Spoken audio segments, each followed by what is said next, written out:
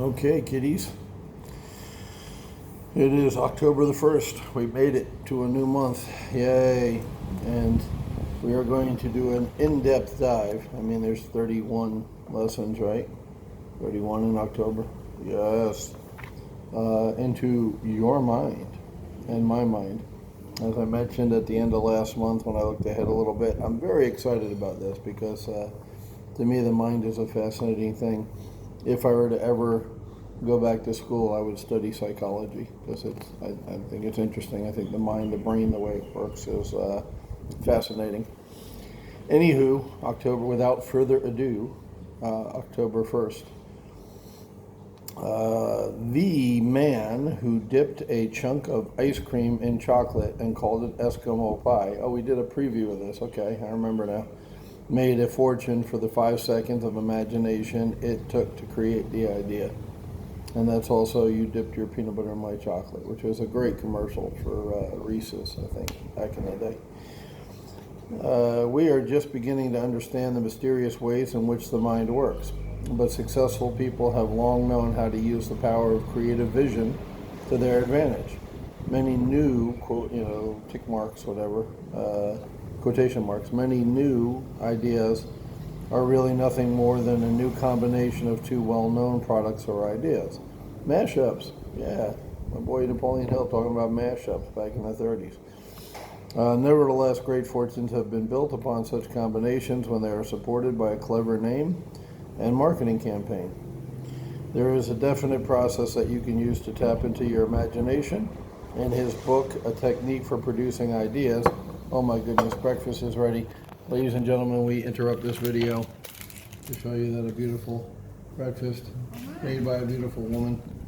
We got fruit, we got eggs, a couple fried eggs and some fruit. I'm good to go. I'm loving life. Winning. This guy, hashtag winning.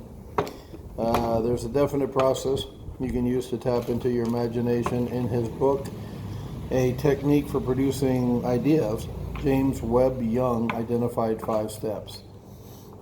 Gather the appropriate information, that's step 1. Step 2, work the information over in your mind.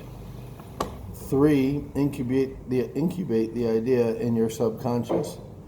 4, recognize the eureka stage when the idea is born. 5, shape and develop the idea for practical application. The technique works. Give it a try the next time you're searching for a creative solution to an old problem. Okay, let's go over it again. 1, gather the appropriate information, fact-finding, due diligence. Work the information over in your head. Give it some thoughts, come out, think outside the box, come at it from different angles and perspectives. Incubate the idea in your subconscious. Let's sleep. Think about it before you go to sleep. And then have a recorder, your phone, voice notes, or a piece of paper for when you wake up to write down what came to you. That's from your subconscious. Recognize the unique stage when the idea is born. You'll know it when you hear it. Is one of those things. Like when you're looking for a name for a band, everybody in the band throws out ideas, and you'll all know, for at least 4 or 5 of you will go, wow, that's it, when you get the right name for your band. So same thing. You'll know it when you hear it. Shape and develop the idea for practical application. Now you get down to, okay, what a great idea. How do I make it happen? How do I manufacture this? How do I put that out there? How do I market it? How do I let people know it exists? So good stuff, man. I'm not disappointed. October 1st, held up to the promise. We're going to dive into the mind. We're going to learn a lot of stuff this month. I talked last month about that book by Robert Allen, the No Money Down guy, about millionaire ideas. It sounds like that book he talked about was similar. No, I'm not going to make you go back and look it up. I'll say it again. James Webb, W-E-B-B, Young, and the book is called A Technique for Producing Ideas. I'm going to look it up. I'm going to try to get it because I love stuff like that. And ideas are what money is based on.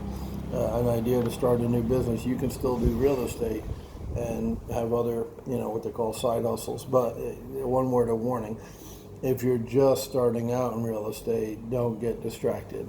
with another side gig, right? Or maybe you like the idea of real estate because you want the financial freedom, but for some reason it's just not for you. Like I talked about selling insurance and it not fitting me and me doing horrible and going broke. Maybe real estate's not for you. So if that's the honest truth, if you're not one of the people who's absolutely sure you can do this for a living, then check out that book, check out the Robert Allen book, and come up with a new concept, a new idea outside real estate. But the point is, you're still an entrepreneur. You're starting your own business. You control your own destiny. You still want to do a business plan. You still want to do everything we've talked about.